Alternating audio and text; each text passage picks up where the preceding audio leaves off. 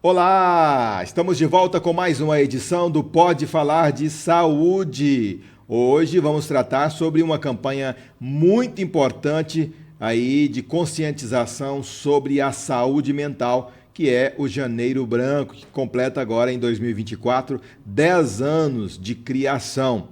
Nós vamos falar sobre esse assunto com a psicóloga Vivian Figueiredo. Bem-vinda, tudo bem? Bem, obrigada, Marcos. Tudo ótimo. E você? Tudo também, esse tema é importantíssimo, né? Sim, Falar de Marcos. saúde mental hoje é primordial, né, Vivian? Sim, extremamente importante porque a gente vê o índice de adoecimento não só no Brasil, mas no mundo todo. O índice de adoecimento mental, psicológico, psiquiátrico, ele tem, assim, sido em tamanha escala que não tem ficado somente com a classe adulta, tem atingido crianças, adolescentes, idosos, então todo mundo está num estado onde eles realmente estão precisando desse socorro, e não só o socorro, reconhecimento da sua desordem psíquica, dos transtornos que tem acometido a sociedade. Muito bem, nossos patrocinadores aqui do Pode Falar de Saúde, Centro Clínico Olavo Schermer, né? Completo, diversos especialistas preparados, prontos para atender você, para cuidar de sua saúde, cuidar da saúde de sua família. Agende hoje mesmo a sua consulta ou exame, porque no Olavo Schermer também são realizados diversos tipos de exames, inclusive agora com equipamentos modernos. Faça aí o agendamento pelo 3571-1218. O diretor técnico responsável é o Dr. Ezron Marques de Brito.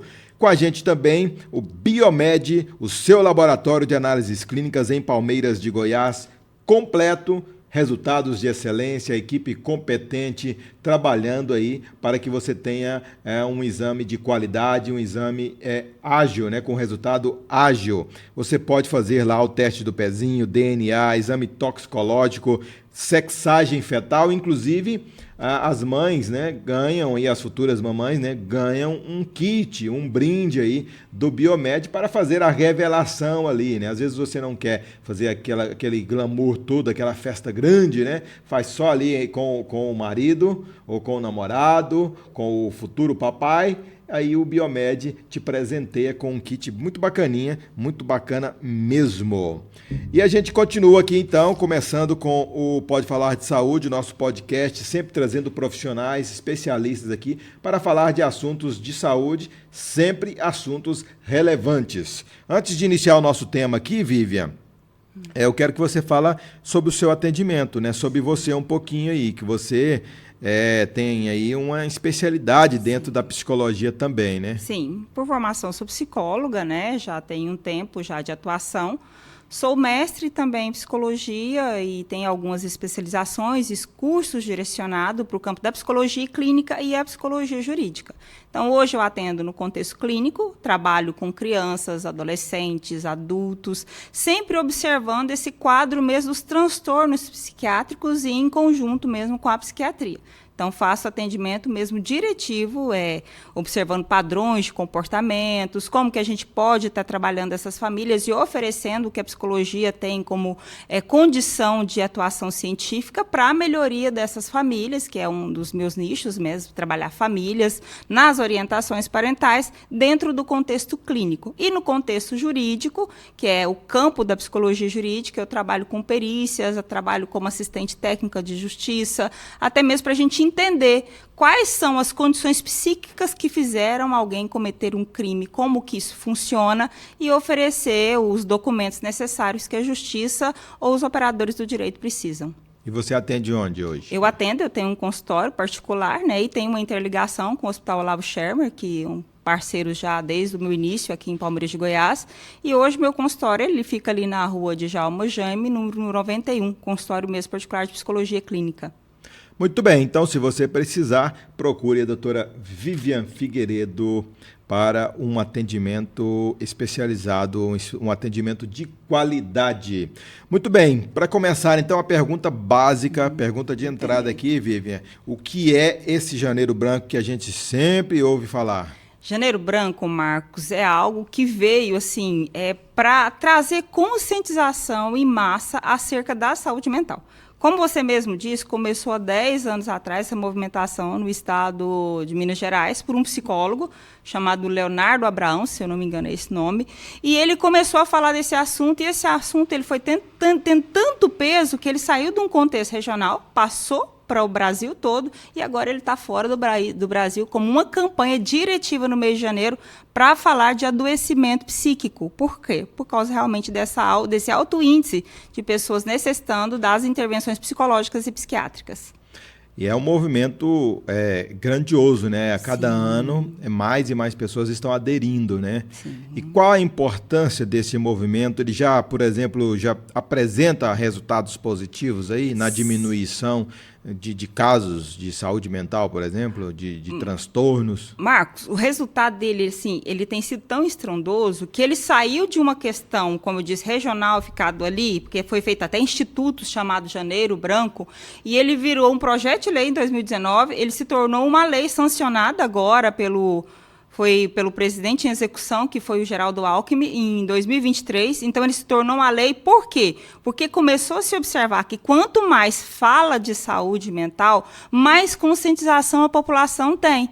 E a gente, pós esse período, a gente teve um período pandêmico, a gente teve um período de guerra, e no Brasil ainda a gente teve ataques às escolas. Então, começou a ser não só um projeto, começou a ser necessário essa implantação de falar sobre saúde mental em todos os recursos. E começou com essa movimentação. Ou seja, vamos entender o que é um transtorno? Porque transtorno é diferente de doença.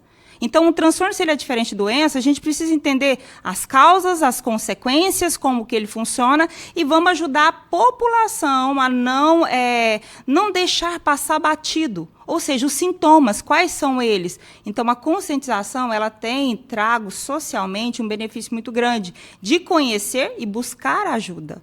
E agora, que eu acho que é uma das tentativas principais dessa campanha, é ajudar as pessoas a entrar num estado de prevenção. O objetivo é prevenir, porque a gente está pegando as pessoas adoecidas. E a gente precisa entrar hoje no estado de prevenção.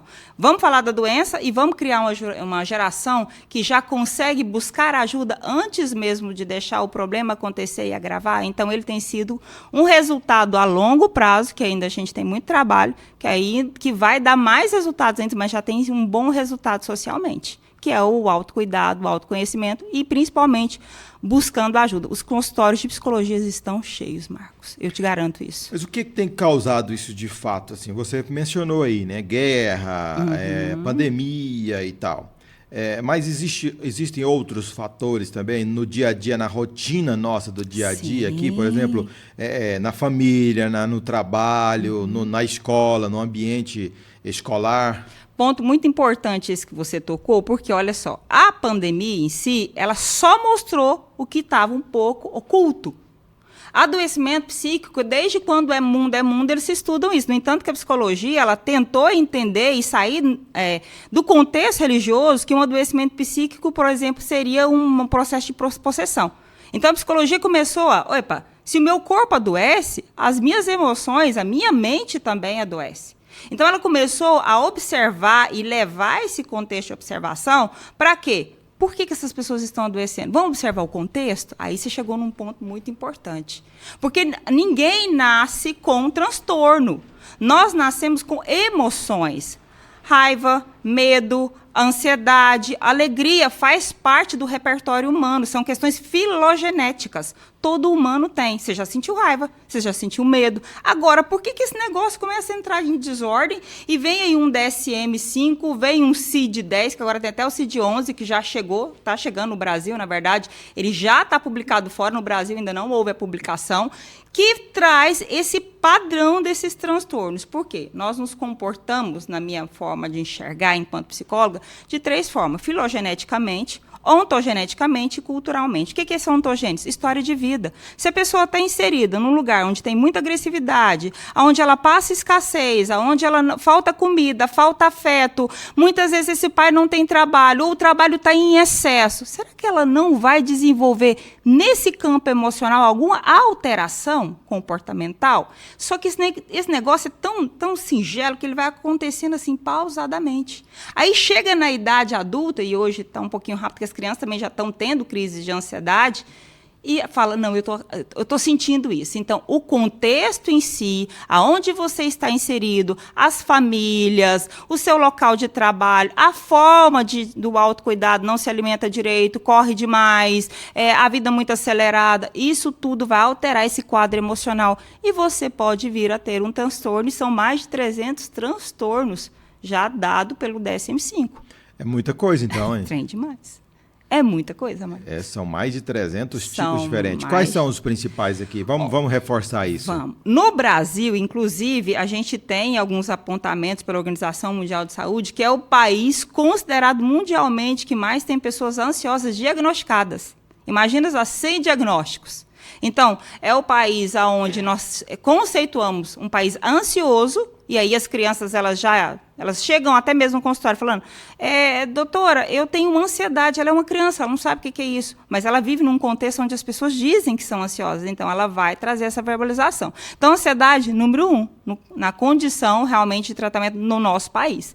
Segundo transtorno muito visível, que é uma das maiores causas que a gente observa aí de adoecimento, e até mesmo que pode levar ao suicídio, que é o transtorno depressivo. A gente tem transtorno depressivo leve, transtorno depressivo moderado, transtorno depressivo grave, que são as depressões psicóticas, que cabe até internação compulsória, entendeu? Então, são coisas, às vezes, muito graves que a pessoa não observa, mas ansiedade, pânico e depressão, e agora o transtorno afetivo de humor, que é a bipolaridade, são os ranks. São, tipo assim, as pontas aqui no Brasil, que você vê constantemente.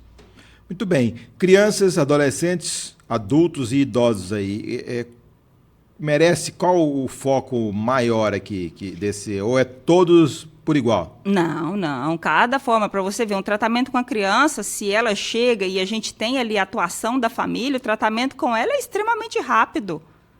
O adulto, não. Dependendo da condição que ele chega, eu já tenho pacientes comigo, e olha que eu trabalho mais com terapia breve pela linha de escola de pensamento que eu sigo, que é a análise do comportamento, mas eu já tenho pacientes comigo que vai fazer 2 anos de atendimento clínico, 2, 3 vezes por semana. Então, depende muito, cada pessoa se comporta de uma forma diferente, mas dentro das faixas etárias, a gente observa, não só nas minhas observações enquanto clínica, mas em todo o contexto da psicologia, atendimento com criança, se há uma colaboração familiar, nós temos um resultado mais rápido. Adultos com crises de ansiedade, hoje é até diferente eu falar isso, mas eu fico até feliz quando eu pego alguém no consultório com crise de ansiedade, não porque a crise de ansiedade seja boa. Quem nunca teve uma crise de ansiedade ou de pânico não sabe o que é sofrimento, porque é insuportável a crise. Ela dura, em média, 20 a 40 minutos. Mas é um tratamento que, se a pessoa ela entende ali o desígnio do tratamento, como deve funcionar esse tratamento, em 3, 4 meses, provavelmente a gente já minimizou os sintomas, ela já está em um acompanhamento psiquiátrico também com a medicação, e a gente já está trazendo uma qualidade de vida para esse indivíduo, e às vezes a gente consegue fazer isso em 2, 3 intervenções, mas o tratamento vai durar aí mais ou menos 6 meses, chega até 1 ano. Idosos, a gente vê que o quadro com o idoso, ele é um pouco diferenciado. Até, não é muito o meu nicho, o acompanhamento com idosos. Mas o que eu observo até mesmo em função da psicologia jurídica, nas avaliações psicológicas? O idoso ele desenvolve muito transtorno por causa do abandono familiar. Ele fica muito só, ele é esquecido. E o idoso tem histórias para contar. Então, muitas vezes, no processo psicoterápico, você consegue ajudar ele de uma forma até relativamente mediana no tempo, de ouvindo, dando o acolhimento que ele precisa e trazendo essa família para reconhecer ele como ser ativo no contexto familiar. Muito bem. Hoje aqui no Pode Falar de Saúde com a psicóloga Vivian Figueiredo, falando sobre o Janeiro Branco, sobre saúde mental, a importância da prevenção. E essa em relação aos transtornos, você citou aqui, né, Vivian, mais de 300 tipos diferentes. Quais são os prevalentes aí em cada setor, aí, vamos dizer, em faixa etária, né? Faixa etária. Criança, adolescente e adulto. Sim. Os básicos. O que acontece com a criança? Por essa aprendizagem, que eu digo, até cultural, as crianças têm replicado muito o transtorno de ansiedade porque elas observam muito isso nos pais. E a criança aprende por modelo. Então, por exemplo, se você vira para uma criança e fala assim, não mente, a titia liga, e fala que eu não estou aqui não, ela vai imitar você falando que eu não estou aqui não. Ela não vai ouvir a sua fala, então ela observa o seu comportamento. Então, transtornos muito comuns em criança hoje é os transtornos do desenvolvimento, que aí a gente vai incluir aí os TDAHs, a gente vai incluir o autismo, a gente vai observar esse padrão neurocognitivo e esse quadro mesmo da repetição, talvez pelos pais, até mesmo um verbal, no transtorno de ansiedade. Adultos, ansiedade, depressão e bipolaridade. Muito alto mesmo. Para você ver, para uma cidade tão pequena como a nossa, eu atendo em média, Marcos, de 25 até 40 pessoas por semana. A cidade nossa é pequena. É uma demanda alta. Isso dá, em média, no mínimo 5 pessoas por dia, até 10 por dia.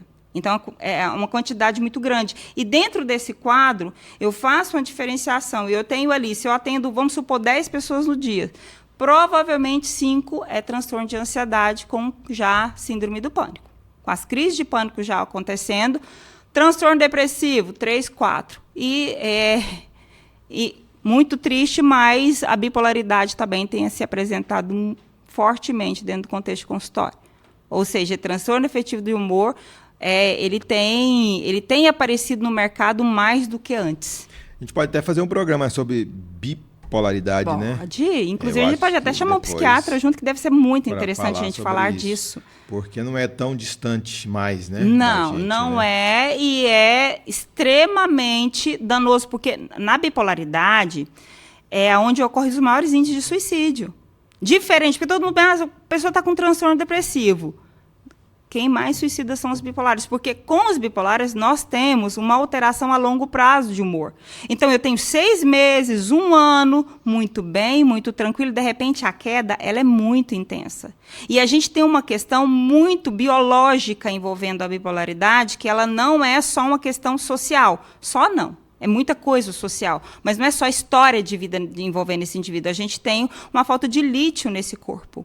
Então, essa pessoa ela precisa do acompanhamento psicológico, ela precisa do acompanhamento psiquiátrico e ela vai, ao longo do tempo, aprendendo com novos repertórios comportamentais como adquirir qualidade de vida. Como, por exemplo, porque o bipolar ele tem uma irritabilidade que, às vezes, você não entende. Ele quebra as coisas, ele, às vezes, machuca, ele agride as pessoas no trânsito. Então, a pessoa está tudo bem, de repente, alguém fala alguma coisa para ela no trânsito, ela desce, está com a arma, mata um.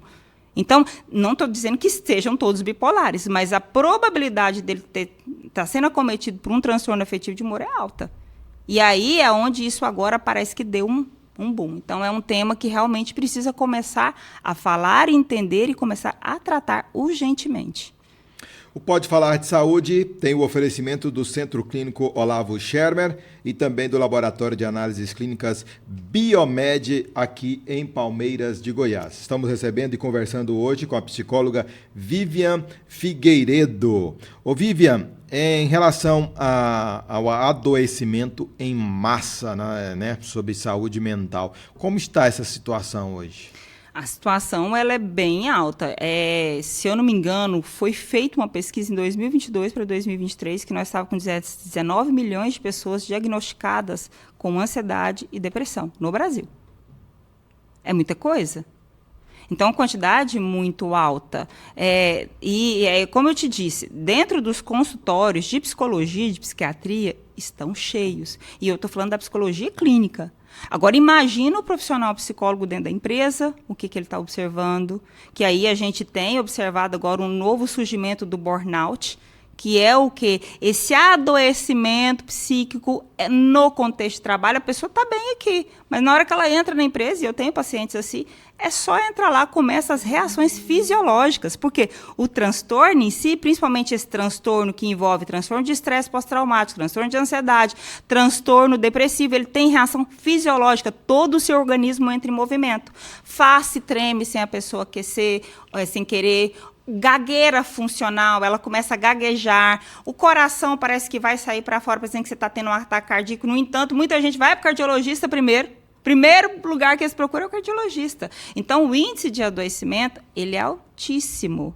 E aí a gente vê que nos contextos também, não está só numa questão dentro do consultório clínico, a gente vê as empresas, os hospitais, a gente vê as pessoas adoecendo dentro desse contexto também, psicologicamente. Muito bem. Vivian, e qual a importância, né, dessa função do psicólogo aí nesse contexto da saúde mental? Quer dizer, qual a importância desse atendimento com o psicólogo? Olha, altíssima, porque nós psicólogos, nós somos preparados, nós somos profissionais da saúde. E nós somos preparados para diagnosticar, nós somos preparados para tratar e nós somos preparados para dar um prognóstico. Então, quando a pessoa chega, nós avaliamos essa pessoa, de acordo com a avaliação psicológica, para entender quais são esses sintomas e por que eles ocorrem. Nós não ficamos só nos sintomas, nós precisamos compreender o contexto que esses problemas ocorrem. Porque o nosso tratamento, ele é ali, frente a frente com a pessoa, no dia a dia, ajudando ela a adquirir novos repertórios comportamentais. Então, nós entramos com um tratamento que ele não é, por exemplo, igual a psiquiatria, que tenha como fonte e suporte ali o organismo em si, que vai tratar diretivamente os sintomas. Olha, você está com crise de ansiedade, você vai tomar aí um ansiolítico, você vai estar com crises depressivas, vai tomar um antidepressivo, vai se liberar os neurotransmissores necessários. Não, nós vamos ajudar a pessoa a mudar a conduta dela, porque isso existe naturalmente. Nosso organismo é perfeito, Marcos. É a gente que desgovernou algumas coisas com toda essa correria e as coisas que foram acontecendo. Então, por exemplo, uma pessoa, para adquirir uma dopamina necessária no cérebro, nós temos que ajudar ela a fazer atividade física. Nós temos que ajudar ela num processo de autoobservação e conscientização a necessidade de buscar ajuda profissional, às vezes com o educador físico. Isso não é uma coisa que vai acontecer de uma hora para outra. Ela nunca fez. Às vezes, no máximo que a gente consegue é ajudar ela a começar uma caminhada, mas já melhorou. A gente ajuda uma pessoa no tratamento, além da autoobservação, a mudar padrões de comportamento. Isso não acontece de uma hora para outra. Então, a psicologia, ela vai corpo a corpo. Eu vejo essa pessoa toda semana. E dependendo do estado, igual eu falei, às vezes vai voltar no consultório 2, 3 vezes por semana. Porque tudo que ela precisa não é só alguém para ouvi-la. Ela precisa de alguém que ajude ela a ser direcionada e observar as consequências de cada comportamento, de cada relação que ela estabeleceu. Após isso, tratou, a gente conseguiu adquirir esses novos repertórios comportamentais. Ela começou a ter qualidade de vida, porque não é doença, é transtorno. O organismo começou a voltar em ordem, porque nosso corpo é fantástico. Se você começa a andar em ordem com os desígnios, as condutas as mesmas biológicas e sociais, você entra em ordem. Nós conseguimos fazer isso aí, a gente dá o quê? O prognóstico para ela. A gente ajuda ela, fala, olha, não podemos voltar para cá. Vamos tentar organizar uma conduta que você não vai retroceder, que você não vai voltar para aqueles padrões de comportamentos. Agora, isso tem um prazo, né? Não vai acontecer como igual os medicamentos, que vai aliviar, mas muitas vezes a pessoa não consegue mudar, porque não é só o medicamento em si. Perfeito. Ô, Vivian, vamos fazer um recorte aqui em relação ao adoecimento psíquico entre os profissionais de saúde, né? Isso veio à tona com a pandemia, né? Sim. E agora a vida voltou ao normal, mas nós temos esse lado aí, né, que prejudica os profissionais de saúde. Sim, por quê? O que acontece, Marcos? Principalmente na rede pública, o índice de procura está alto demais. Como eu te disse no começo, quem nunca teve uma crise de pânico ou de ansiedade não entende o que é isso. Por quê? São fatores psíquicos que elevam uma sensação de morte ou de loucura, e você fica 20 minutos ali, você não sabe, de repente começa a acontecer do nada, você está aqui, você começa a ter. Então, essa pessoa, literalmente, ela entra em desordem total, ela não tem qualidade de vida mais, e isso está acontecendo muito, então está buscando os profissionais de saúde. Está sobrecarregando os profissionais de saúde, que muitas vezes, principalmente, e eu falo isso com muita tristeza, não recebem o valor necessário, porque eles também precisam de ter qualidade de vida. Nós estamos falando de organismo, eles também são organismo, eles se comportam ali. Então, muitas vezes, eles vão atender ali na rede pública 50 pessoas, num dia. Eles vão fazer grupos, porque eles não conseguem ali, o psicólogo, o psiquiatra não tem condições de fazer isso, mas ele vai atender ali 15, 20 pessoas num dia. Ele perde o contato com a família, ele perde aquilo que ele fala para a pessoa que ele tem que ter, que ela tem que ter. Ele está ganhando mal, ele não está ganhando o necessário, ele está voltando para casa, ele não tem tempo com os filhos, ele não tem tempo com a esposa, ele não tem tempo com o marido, ele não vai ali para as suas relações espirituais, ele não faz uma atividade física, ele mal se alimenta, porque não dá tempo. Então, o índice de adoecimento do profissional da saúde está altíssimo, o esgotamento. E aí você vê pânico acontecendo com o profissional de saúde, e até mesmo nós, psicólogos, quando você começa a observar que seu corpo está entrando em desordem, para. Muitas vezes não tem como parar, porque ele presta serviço.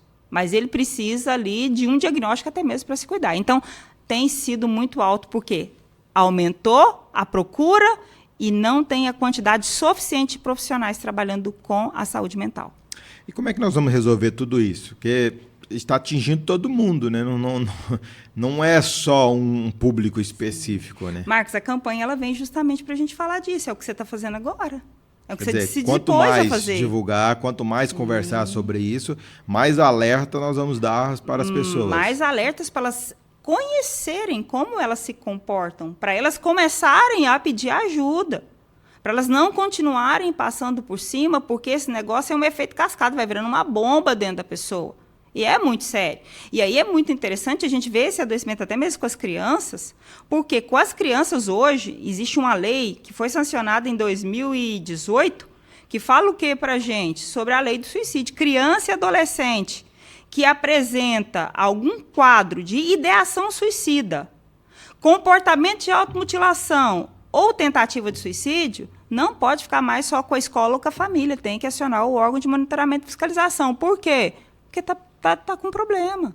Então, a gente tem que levar isso para as escolas também. A gente tem que sair, por exemplo, de dentro dos consultórios, nós profissionais da saúde mental, nós temos que sair de dentro dos consultórios, das clínicas e começar a dar palestras, a dar informação e começar a fazer o que já foi colocado em lei, as fichas de notificação compulsória, que muita gente sonega, inclusive os particulares, porque essas fichas vão trazer conhecimento do Estado que tem casos naquela cidade, naquela região de suicídio. E essas pessoas precisam ter ali um mecanismo para tratar. Um mecanismo que seja acessível à sua condição financeira ou que seja gratuito.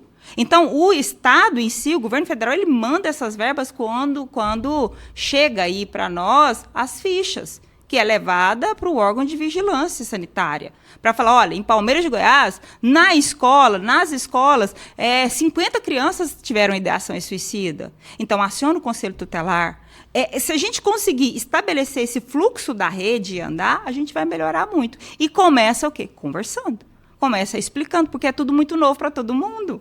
Todo mundo passa por isso a vida inteira, desde quando o mundo é mundo, mas como ninguém vê, ninguém quer tratar. É cada um cuidando da sua vida, né? Isso. Ô, Vivian, para a gente encerrar, de que forma que as pessoas que estão nos assistindo, elas podem identificar outras pessoas próximas ali, com sintomas, de transtornos aí, e de que forma que elas podem ajudar também essas pessoas, né? Porque a gente pode formar uma corrente, né? Não só vocês, profissionais de saúde, mas a população em geral começar a observar sinais. Sim, sim. Como eu disse, nas escolas, ficarem atentos aos alunos.